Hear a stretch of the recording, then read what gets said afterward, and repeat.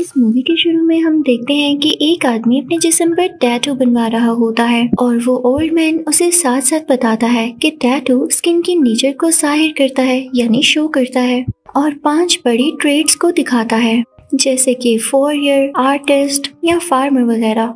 और अगर टैटू बनवाते हुए नीडल को स्किन के अंदर जाने में मुश्किल हो या आपको दर्द हो सकता है कि इसका ये मतलब है जो पाथ यानी रास्ता आपने चूज किया है वो आपको सूट ना करे और वो आपके लिए ठीक भी ना हो। वो सोल्डमैन को कहता है, ये तुम क्या कह रहे हो?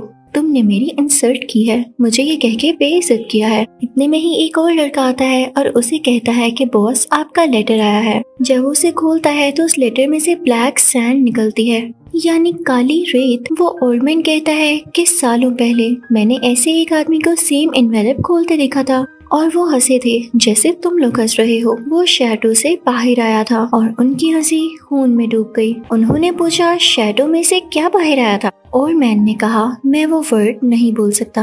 अब उस रात को उनका ब्लेड मेरी चेस्ट में लग गया था और अब मेरा हार्ट राइट साइड पर है। वो दोनों जब उस मार्क को देखते हैं तो कहते हैं कि ये तो निंजा की तरह दिख रहा है, क्या तुम निंजा बोलने के लिए घबरा रहे थे? वो उसका मजाक बनाते हैं कि अचानक से उनमें से एक का सर उसकी बॉडी से अलग हो जाता है और ये सब बहुत परेशान हो जाते हैं और अपनी गन्स रेडी कर लेते हैं। इधर उधर मूव करने लगते हैं कि उसके लिए अलर्ट रहे जो इनको मार रहा है। तभी वहाँ एक वायर आती है और एक आदमी की पाँव की गिट लिपट कर उसको ऊपर खींच लेती है और जब वो नीचे गिरता है तो उसके टुकड़े हो जाते हैं। सब साथी ये देख के गुस्सा हो जाते हैं और बिना सोचे समझे फायरिंग शुरू कर देते हैं। उधर स्नूकर क्लब के पास खड़े आदमी का भी जिस्म 2 हिस्सों में कट जाता है क्योंकि मरने वाले के पास बहुत तेज वेपन्स थे। इसी के साथ ही हम एक और आदमी को देखते हैं जिसके पाँव एक शार्प फायर से कट जाते हैं और वो मुंह के बल गिरता है। फायरिंग करने वाले एक आदमी की तरफ निंजा ब्लेड्स आते हैं जो सीधा उसको और उसके साथियों को जाके लगते हैं जिसकी वजह से उनका खून बहने लगता है। देखते ही देखते उन सबके टुकड़े टुकड़े हो जाते हैं लेकिन उनमें से एक बच जाता है। वो कहता है, तुम जो कोई भी हो मैं तुम्हें ट्रिपल कीमत दूंगा। तुम किसके कहने पर ये सब कर रहे हो? तो वो बूढ़ा आदमी कहता है कि इस सब का कोई फायदा नहीं क्योंकि वो कोई इंसान नहीं बल्कि एक डीमन है। वो निंजा सामने आकर उस ओल्ड मैन को भी अपनी तलवार से वार करके मार डालता है, उसे भी मार देता है। असल में वो खुद एक निंजा होता है। इसके बाद हम एक हेडक्वार्टर का सीन देखते हैं जहाँ केस डिस्कस हो रहा था। एक फोरेंसिक रिसर्चर जिसका नाम मीका है बहुत सारी फाइल्स लेकर आती है जो कि एविडेंसेस होते हैं। वो एजेंट और मीका आपस में इस केस के बारे में बात कर रहे होते हैं कि एक लड़का कहता है कि मुझे कुछ मिला है और ये एक रिपोर्ट है। मेरा दूसरी कंट्री में एक दोस्त है जिसके बारे में मुझे पता था, उसको बहुत नॉलेज है और इस रिपोर्ट के बारे में भी मुझे उसी ने बताया है। उसके अकॉर्डिंग ये पॉसिबिलिटीज हैं कि बहुत सारे पॉलिटिकल मर्डर्स किसी पुराने नेटवर्क ने कराए हैं और हो सकता है कि इनके पीछे किसी नो क्लैंस का हाथ होगा। अब वो लेडी पूछती है, एक दूसरी कंट्री में एक दोस्त है कि उसके साथ क्या हुआ था? वो कहता है, सेम वही जो मेरे साथ होगा अगर मैं तुम्हारे साथ रहा। मुझे पागल कहकर निकाल दिया जाएगा। वो लड़की कहती है, क्या तुम्हें यकीन है? वो कहता है, हाँ, उन्हें निंजास कहते हैं। वो कहती है कि फिर तुम ये सब क्यों कर रहे हो? वो कहता है, मुझे नहीं पता लेकिन मैं तुम्हें गारंटी देता हूँ कि तुम एक बहुत अच्छी रिसर्चर हो और जरूर आगे जाओगे। एक ओल्ड मैन बहुत सारे बच्चों को बता रहा होता है कि तुम लोगों को जाना चाहिए इस बात का पता लगाने कि तुम लोग हो क्या, तुम कहाँ से आए हो और तुम्हें क्या करना है। चलो मैं ही बता देता हूँ, तुम और सोनू हो, यही तुम्हारी जिंदगी का सच है और ये मरने के बाद तब तक सच ही रहेगा। फिर वो अपने न्यू सन से सबको इंट्रोड्यूस करवाता है और कहता है कि इसका नाम मैंने राइजो रखा है और अब ये भी तुम लोगों का भाई है। देन राइजो जब अपनी ट्रेनिंग कर रहा होता है तो उसके मास्टर उसे समझाते हुए कहते हैं कि अगर तुम्हारे अंदर स्ट्रेंथ नहीं होगी तो तुम कभी कुछ सफर कर ही नहीं पाओगे और ना कभी स्ट्रॉन्ग बन सकोगे। तो अपनी वीकनेस को ओवरकम करो। इस ट्रेनिंग में बहुत खामोशी के साथ एक फ्लोर के ऊपर से गुजरना था। अगर यहाँ पर जरा से भी आवाज हो जाती तो ये ट्रेनिंग बेकार रहती, लेकिन ये छोटा बच्चा यानी राइजो खामोशी से गुजर नहीं पाता और वहाँ पर आवाज हो जाती है। तो उसके मास्टर उसे सजा देने के लिए उसके दोनों पाँवों पर स्टिक मारते हैं, लेकिन ये बच्चा बहुत ब्रेव होता है। उस वक्त इसके पाँवों से खून निकल रहा होता लेकिन फिर भी ये बच्चा अपनी ट्रेनिंग को पूरा कर लेता है। टाइम में हम इस लड़की को देखते हैं जो कि अपने वेपन्स के साथ ट्रेनिंग कर रहा होता है। यहाँ पर इसको एक पास्ट का टाइम याद आता है जब ये बहुत यंग हुआ करता था। यहाँ पर 2 लड़के आपस में लड़ रहे होते हैं क्योंकि ये निंजा ट्रेनिंग जो हो रही थी। मरने वाला लड़का जब नीचे गिरता है तो उसका मास्टर उसके पेट में हाथ डालकर उसका खून निकाल देता है, इससे वो काफी जख्मी हो जाता है। उसका मास्टर उस लड़के से कहता है कि यही असली पेन है, पेन को बर्दाश्त करना सीखो, तुम्हें हारना नहीं चाहिए था। उसे पनिशमेंट के तौर पर एक कमरे में बंद कर देता है ताकि वो जान सके कि पेन असल में होती क्या है। उसको खाना भी नहीं दिया जाता। अब राइजो एक छोटा सा बच्चा होने के बावजूद पहले से भी ज्यादा ट्रेनिंग करता है। यहाँ पर उसका पास्ट ही बताया जा रहा है। यहाँ पर वो एक बच्चे के साथ लड़ने लगता है, किसी ऐसे वेपन के साथ जो कि बहुत शार्प होता है। उसके साथ एक शार्प वायर भी लटक रही होती है। लेकिन इस फाइट की अलग बात ये थी कि दोनों बच्चे जब लड़ रहे थे तो इनकी आंखों पर पट्टी थी। फाइनली राइजो दूसरे लड़के के पांव पर अपनी वायर को फंसाकर उसे दूर उठाकर फेंकता है। इस तरह से राइजो ये लेवल यानी राउंड जीत जाता है। वो सब खाने की टेबल पर बैठे होते हैं। ओल्ड मैन उन बच्चों से कहता है कि बॉडी को हमारी मर्जी से चलना चाहिए, जैसे भूख और प्यास चलती है। यहाँ तक कि जो ब्लड हमारी वेन्स में है ये हमारी बॉडी की वीकनेस है और इन पर काबू पाओ। तुम्हें ऐसा करना आना चाहिए कि साथ साथ खुद पर भी काबू पाओ। यही एक ओज़ोनो की रियल पावर है और यही एक निंजा का रास्ता है। वो कहता है कि आज रात खाना खाओ और कल तुम सबको 2 गुना ज्यादा काम करना होगा। असल में वो छोटा बच्चा वही लड़का है जिसका नेम राइजो है और उसको वो सब याद आ रहा है। अगले सीन में वो रिसर्चर लेडी मीका उस आदमी की वाइफ के घर जाती है, यानी एजेंट की वाइफ के घर। मीका पूछती है कि क्या हुआ था। वो उसे बताती है कि 2 साल पहले एक मर्डर के बाद इस रिपोर्ट ने टेंशन दी। इसके बाद सब कुछ बहुत डिफरेंट हो चुका था। मेरे हस्बैंड ने और लोगों को हायर किया और सब लॉक्स भी चेंज करवा दिए। इवन हर जगह लॉक्स लगवा दिए गए थे, कैमरास भी लगवाए गए। और एक दिन एक आदमी दरवाजे पर आया। उन दोनों ने मेरे हस्बैंड के स्टडी रूम में कुछ देर बातें की। वो यंग मैन तो चला गया। अब मेरा हस्बैंड एक सोल्जर था और रशिया इंटेलिजेंस का मेंबर भी था।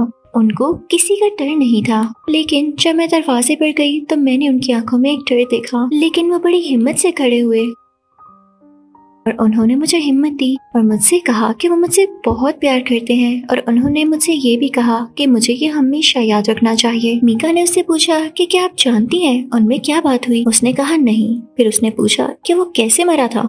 वो बताती है कि लाइट्स ऑफ हो गई थी। तुम पहली रिसर्चर हो जिसने मेरे हस्बैंड के बारे में पूछा और उनके केस को सीरियस लिया है। ये जानना अच्छा होगा कि वो किसी वजह के बगैर नहीं मरा। तो मीका कहती है यानी वाकई उनके मरने के पीछे कोई रीजन थी। अब वो उसे एक बॉक्स देती है और कहती है कि वो चाहता था कि ये आप देखें। मीका वो बॉक्स खोलती है तो उसमें कुछ फुटेजेस होते हैं। वो जब उनको प्ले करती है तो उसमें वही लड़का दिखाई देता है जिसका नाम राइजो है। राइजो को वो सब याद आता है कि कैसे उस ओल्ड मैन ने उसकी ट्रेनिंग की थी। अगले सीन में मीका उस एजेंट की वाइफ के बारे में सर्च कर रही होती है। उसका कुलीग आकर उससे पूछता है तुमने एजेंट के साथ बहुत काम किया है और उसके साथ लंच भी किया था। वो कहती है कि तुम ये सब कैसे जानते हो। हाँ, हम कभी कभी एक साथ लंच कर लेते हैं और ये आमतौर पर तभी होता है जब हम एक साथ कोई काम कर रहे हो। यहाँ पर किसी दूसरे एजेंट की बात हो रही है जिसका नाम एजेंट मोस्लो है। अब उसका कोलीग मीका से पूछता है कि क्या उसने कभी आपके साथ ऐसा बिहेव किया जो आपके लिए बहुत डिफरेंट हो और आपको वो ठीक न लगे। तो मीका कहती है नहीं। लेकिन क्यों, क्या मोस्लो ने कुछ किया है। तो उसका कोलीग कहता है कि मैं जनरली पूछ रहा हूँ क्योंकि उस पर बहुत ज्यादा वर्कलोड है। अगले सीन में मीका मोस्लो से मिलती है और सारी सिचुएशन बताती है कि कैसे उसका कोलीग उसके पास आया और मोस्लो के बारे में पूछा। तो मोस्लो कहता है कि हमें केयरफुली चलना पड़ेगा, तो मुझसे पूछे बगैर कुछ नहीं करने वाली, ठीक है। मीका वहाँ से जाकर उस ऑर्फनेज के बारे में पढ़ती है जहाँ 10 साल की उम्र के बच्चों को निंजा की ट्रेनिंग दी जाती है। फिर हम ओल्ड मैन को देखते हैं जो कि एक लड़की से बात कर रहा होता है। उसका नाम किरिको होता है। ओल्ड मैन उससे कहता है कि इसे इस ब्लेड से कट करो। वो ये नहीं करती तो वो ओल्ड मैन उसके फेस पर वो ब्लेड मार देता है और कहता है तुम रूल जानती थी। राइजो किरिको के पास आता है क्योंकि वो उसकी हेल्प करना चाहता था। रात का वक्त था और बारिश हो रही थी। किरिको भाग रही थी और राइजो भी उसके पीछे भागता है। वो उसे कहता है कि तुम ये सब क्यों कर रही हो, वो ओल्ड मैन तुम्हारा हार्ट निकाल लेगा। किरिको कहती है कि वो ऐसा नहीं कर सकता। वो उसे भी अपने साथ आने को कहती है लेकिन वो कहता है कि मेरी जिंदगी यही है। ये कहकर वो चली जाती है। अब कुछ देर बाद राइजो के हाथ में हम मीका की पिक्चर देखते हैं। इसके बाद हम देखते हैं कि वो एजेंट और मीका आपस में मिलते हैं। वो एजेंट मीका से कहता है कि तुम अपना बैग पैक करो और हॉलीडेज पर चली जाओ। साथ में वो उसे एक गन भी देता है और कहता है कि अनट्रेसेबल है और इसका कोई सीरियल नंबर भी नहीं है, तो ये तुम्हारे पास रखना सेफ है। अब मीका अपने ऑफिस जाती है तो वहाँ उस पर कुछ निंजास अटैक कर देते हैं। तो राइजो उसे बचाने आता है। वो उसको बताता है कि ये सब तुम्हें मार डालेंगे। इसके बाद हम देखते हैं कि वो दोनों कार में जा रहे होते हैं। तो मीका उससे पूछती है कि हम कहाँ जा रहे हैं। वो हमारा पीछा कर रहे हैं। राइजो कहता है कि मैं जानता हूँ वो हमारा पीछा कर रहे हैं। मीका कहती है कि मैं उन्हें देख नहीं सकती। वो कहता है वो हमें हमारी सेंट से ढूंढ लेंगे। वो खुद को राइजो से इंट्रोड्यूस कराती है। वो उसे कहती है कि अच्छा तो तुम एक ऑर्फन हो, राइट? मीका मुझसे पूछती है लेकिन तुमने मुझे क्यों बचाया? अब यहाँ पर राइजो को कुछ फ्लैशबैक आते हैं और उसे सब याद आता है जब ओल्ड मैन ने उस एक आदमी के बारे में कहा था जिसने गोल्ड वॉच पहनी हुई थी।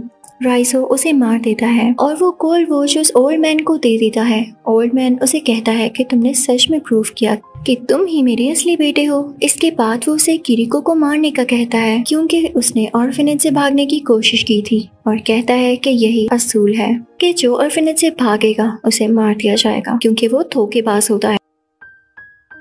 लेकिन ये बात कुछ ठीक नहीं थी, इसलिए राइजो उस लड़की को नहीं मारता बल्कि उस ओल्ड मैन को मारता है। तो वो सब मिलकर उस पर हमला करते हैं और वो बिल्डिंग से पानी में गिर जाता है। राइजो ये सब मीका को बताता है। मीका कहती है क्या तुम मदद मांग रहे हो? वो कहता है नहीं, मुझे ओजुनो को ढूंढने में तुम्हारी हेल्प चाहिए।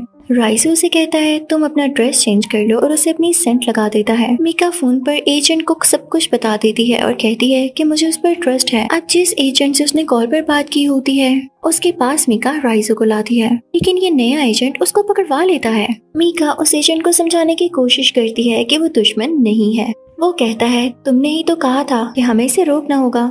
मीका उसे रोकने की बहुत कोशिश करती है और वो कहती है लेकिन ये ऐसा नहीं है। तो वो उससे कहता है मेरी बात ध्यान से सुनो, कोई तो है जो इस लंबी डोर को और खींचना चाह रहा है। मीका कहती है कि वो लोग उसे मारना चाहते हैं, वो सालों से उनसे फाइट कर रहा है। वो कहता है मुझे तुम पर यकीन है। अब अगले सीन में मीका राइजो को पानी पिलाती है और बताती है कि मोस्लो भी तुम्हारे साथ है और तुम्हारी हेल्प करना चाहता है। इसके बाद हम देखते हैं कि वो सब निंजास वहाँ अटैक कर देते हैं। वो वहाँ पर खड़े हुए सिपाहियों पर अटैक करके किसी की गर्दन काट देते हैं तो किसी पर फायरिंग शुरू कर देते हैं। वो अपनी स्वर्ड का यूज करते हुए उनकी चेस्ट पर अटैक करते हैं। इससे हर तरफ खून बह जाता है। निंजास ने अटैक इसलिए किया होता है क्योंकि वो राइजो को मारना चाहते थे जेल के अंदर, क्योंकि ये उनका रोल था कि जो उसकी बात नहीं मानता उसको मार दिया जाता है, चाहे वो उनका अपना ही साथी क्यों न हो। मीका जल्दी से उसकी हथकड़ी यानी हैंडकफ खोलती है और उतनी ही देर में वहाँ पर एक और असैसिन आ जाता है। कि राइजो की हथकड़ी खुल चुकी थी तो वो मीका को भी उन लोगों से बचाता है। उस असैसिन को भी दीवार पर मारता है, इससे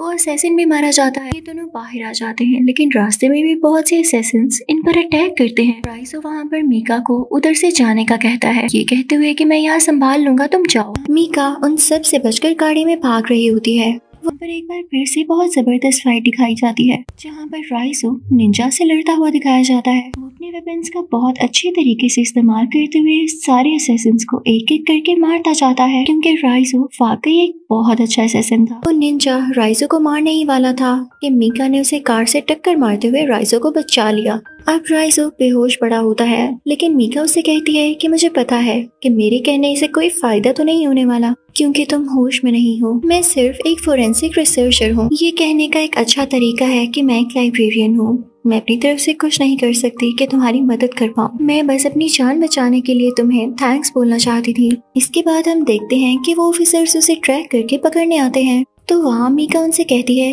10 मिनट पहले वो उसे ले गए। वो निंजास राइजो को पकड़ के उस ओल्ड मैन के पास वापस ले आते हैं। अब वो ओल्ड मैन उसे मारने के लिए बांध देता है और कहता है कि आज सब देखेंगे और इसकी मौत का टाइम सालों तक याद रखेंगे। क्योंकि ओल्ड मैन यानी उसके मास्टर ने उसे पकड़ लिया है, जरूर अब इसे बहुत बुरे तरीके से पनिश करेगा। तो राइजो का मास्टर राइजो के पेट में अपनी उंगलियां घुसाकर अपनी उंगलियों को बहुत बुरे तरीके से मोड़ने लगता है ताकि राइजो को दर्द हो। लेकिन राइजो बहुत ब्रेव होता है और दर्द को बर्दाश्त करता है। यहाँ पर एजेंसी के लोग आकर फायरिंग शुरू कर देते हैं जिसकी वजह से सब लोग इधर उधर भागने लगते हैं। मीका भी यहाँ पर राइजो की रस्सी को खोलकर उसे फ्री कर देती है। एजेंसी लोगों से लड़ रही होती है लेकिन राइजो अपनी उसी ट्रेनिंग यूनिट जाता है जहाँ पर वो हमेशा से ट्रेनिंग करता था। तभी वहाँ पर और निंजास भी आ जाते हैं और ये वही निंजास होते हैं जिनके साथ इसने बचपन में ट्रेनिंग की होती है। ये सब कहते हैं कि हम पहले की तरह दोबारा फाइट करेंगे। यहाँ पर इनमें फाइट शुरू हो जाती है। यहाँ राइजो अकेला होता है जबकि उसके चारों तरफ निंजास होते हैं जो कि उस पर मुसलसल अटैक कर रहे होते हैं। पहले तो राइजो उनके अटैक से बचता हुआ हवा में उड़ता है और फिर नीचे आकर एक एक करके उन निंजास को मारने लगता है। वो आता है सीनियर निंजा के पास और अपने वेपन का यूज करते हुए उसकी उंगलियां काट देता है। वो निंजा अपने दूसरे हाथ से एक वेपन उठाने लगता है। राइजो उसके हाथ पर दोबारा अटैक करता है, उसकी गर्दन काट देता है। उसने उसको बहुत बुरी तरह से मारा होता है क्योंकि जो उसके पास शार्प वेपन होता है वो उसने उसकी गर्दन में घुसा दिया था। अब राइजो की आखिरी फाइट होती है उसके अपने ही मास्टर यानी उस ओल्ड मैन के साथ। और ये वही जगह होती है जहाँ पर वो खामोशी से चलने की ट्रेनिंग किया करता था, क्योंकि राइजो एक स्टूडेंट था और वो ओल्ड मैन उसका मास्टर। तो राइजो कभी भी मास्टर से आगे नहीं निकल सकता था। वो मास्टर उसे बार बार मारने लगता है, उस पर वार करने लगता है और राइजो उसे कुछ भी नहीं कह पाता। लेकिन फिर राइजो हिम्मत करके अपने मास्टर पर अटैक करता है और इसके पास से बहुत तेजी से गुजरता है ताकि मास्टर उसे रोक ही ना सके। और ऐसा ही होता है। इतनी ही देर में एजेंसी के कुछ लोग वहाँ उसे बचाने के लिए पहुँच जाते हैं। राइजो उस बूढ़े आदमी से फाइट कर रहा होता है तो मीका उसे बचाने आती है, तो वो ओल्ड मैन मीका को भी मार देता है और आखिरकार वो अपने मास्टर के कंधे यानी शोल्डर में तलवार मारकर उसे भी बहुत बुरे तरीके से मार डालता है। लेकिन लकीली मीका अभी जिंदा थी। अब लास्ट सीन में राइजो को वो सीन याद आता है जब किरिको ने उसे अपने साथ भागने को कहा था। लेकिन इसी फ्लैशबैक के साथ मूवी यहीं पर एंड हो जाती है। Thank you for watching.